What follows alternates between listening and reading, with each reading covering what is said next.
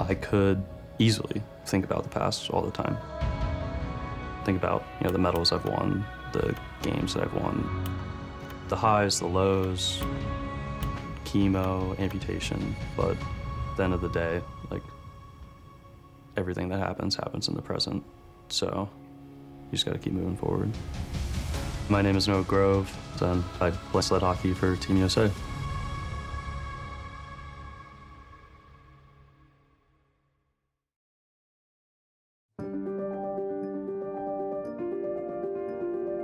Noah was born May 1st, 1999. He was actually 3 weeks early.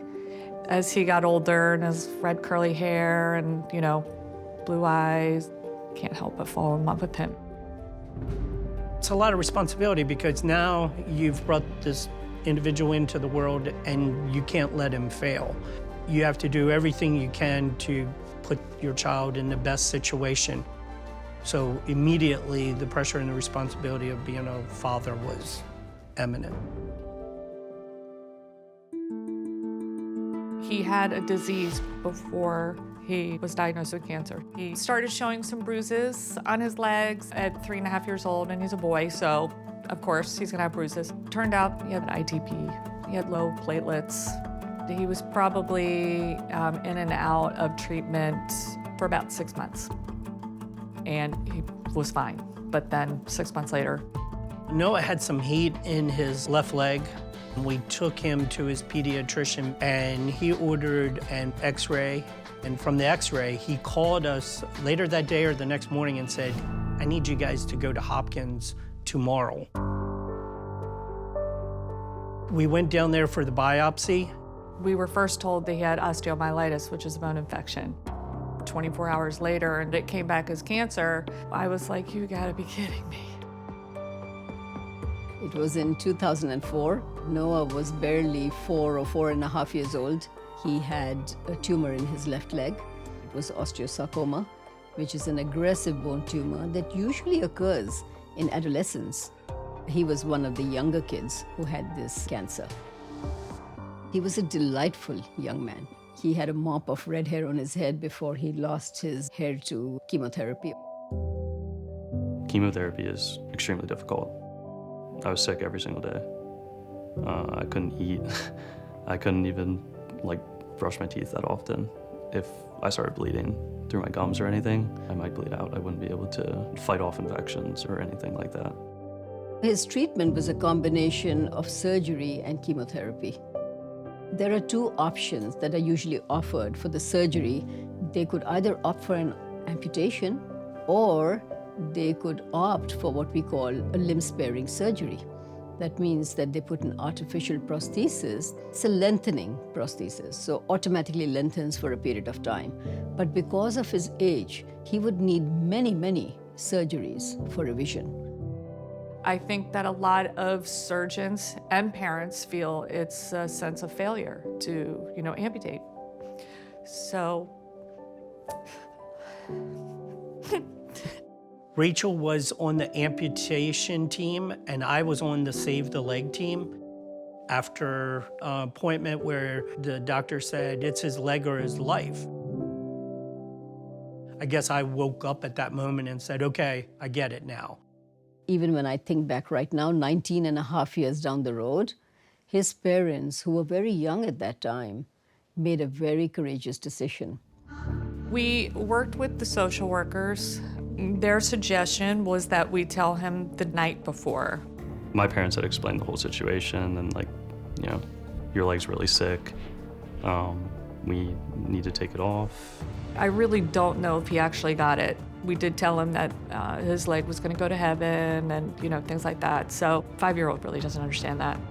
I remember agreeing with them and being like, yeah, this is what we need to do. But the second I got on the operating table, I did not want to. When he started crying, saying, please don't take my leg, I begged the anesthesiologist to put him to sleep. Hurry up.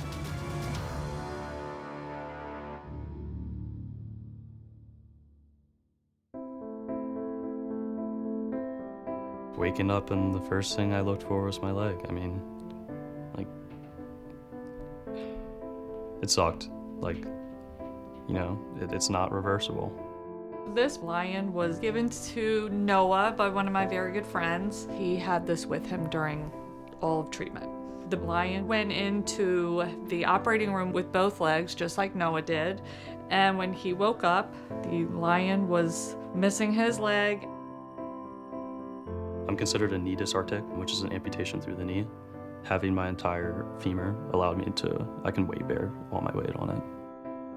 Between physical therapy and getting him a prosthesis, you know, he was trained to walk again. I played soccer, basketball, lacrosse, baseball, you name it, I played it. You'd hear him running down the field, and it was click, click, click. It really didn't come as a difference with him and his friends until he was about 12 or 13. That 20-pound prosthetic was slowing him down big time, and he couldn't keep up with the able-bodied teammates. So that's when he turned to sled hockey. At first, I wasn't really into it, but then I saw other kids trying it, and it looked fun, so got in sled for the first time. For the first time, he wasn't trying to keep up. He was setting the pace. I fell in love with sled hockey. The speed, the skill, the physicality. I mean, hockey's got everything that you want in a sport. Carry. Hey, you gotta drop. In 2014, I had actually watched the team win gold in Sochi. I knew that right then and there, I wanted to be on the national team. Hey, down low. They have a development camp every single summer. Pyeongchang's coming up, 2.5 years out at that point. That was the year that I got my driver's license. And so every day after school, drive right to the rink and then head right to the gym after. The next year comes around and coach selected me for the national team. The rest is history. He's won quite a few world championships, so that's what these are. In 2019, he won Player of the Game in a world championship. And then these are his gold medals.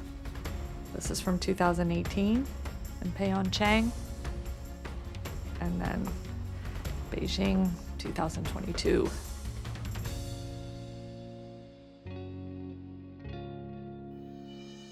Watching him on the ice is a lot of fun, whether it be for USA or even for his club team. Take a shot. Hockey taught me a lot of life lessons. Hard work, dedication, perseverance. Yeah! Yes, sir. It's really challenged me to be a better version of myself, and that's kind of just been my goal throughout my entire hockey career, is to be as good as I could be at hockey. Good game, boys. Hey, good work. I think Noah affects a ton of people that he would never even imagine. When I get a new patient with a similar cancer, but wants to look ahead and see the light again, you can talk about Noah. He is probably one of the most inspiring kids. I wouldn't change what we did because I still have him, so there's many parents who can't say something. When I was diagnosed, there were several other kids who were also diagnosed with similar forms of cancer. All of them had the option to amputate, and they didn't, and none of them are living today.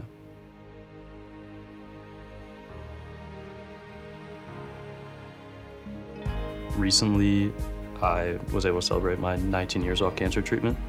I'm entirely grateful for the rest of my life for the decision that my parents made. I found a purpose in sled hockey. I don't know where I would be today without it.